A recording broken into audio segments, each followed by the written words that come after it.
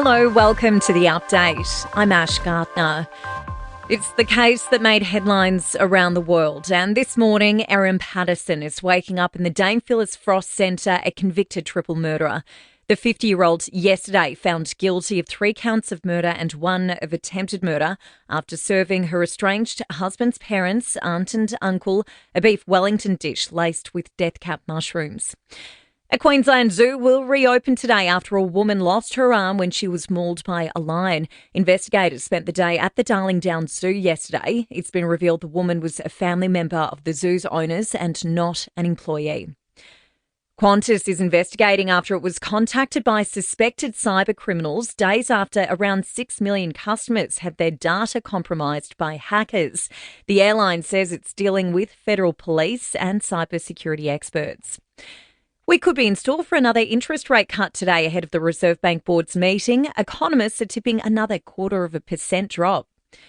The death toll from the devastating floods in Texas has climbed to more than 90 as severe flooding continues to ravage the state. Among those killed, children and counsellors from an all-girls summer camp. The children, the little girls who were lost at Camp Mystic. That's every parent's nightmare.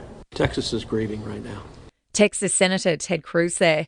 Israeli Prime Minister Benjamin Netanyahu is preparing for talks at the White House with Donald Trump. It comes as the US president continues his push for a ceasefire deal in Gaza. They will discuss the positive developments taking place in the Middle East region. The utmost priority for the president right now in the Middle East is to end the war in Gaza and to return all of the hostages. White House Press Secretary Caroline Levitt there.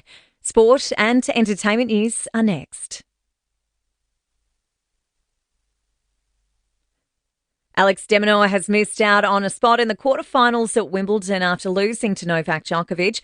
Despite claiming the first set, the Aussie went down to Djokovic in 4. Overall, a little bit disappointed that it ended that way, but he is a pretty good player, so there's lots of positives to take out. A double injury blow for the Swans. Joel Amati is set to miss the rest of the season with an adductor strain, while Josh Papley has been ruled out for at least a fortnight with a hamstring injury. Josh Papali'i is set to make his origin return for the Maroons in tomorrow's decider, while Blues forward Hudson Young has declared himself a certain starter. He's been on restricted training with a groin injury. In entertainment news, after announcing they're shifting their focus to co-parenting, Katy Perry and Orlando Bloom have been spotted doing just that. The pair on a mega yacht along Italy's Amalfi Coast, where they've spent time with their 4-year-old daughter, Daisy Dove. Pearl Jam drummer Matt Cameron has announced he's leaving the group after 27 years. In a statement, he says he's forever grateful to the crew, staff and fans. And police are closing in on their suspects after Brad Pitt's Los Angeles home was broken into last month. Investigators are combing through surveillance footage and lifting fingerprints from the scene.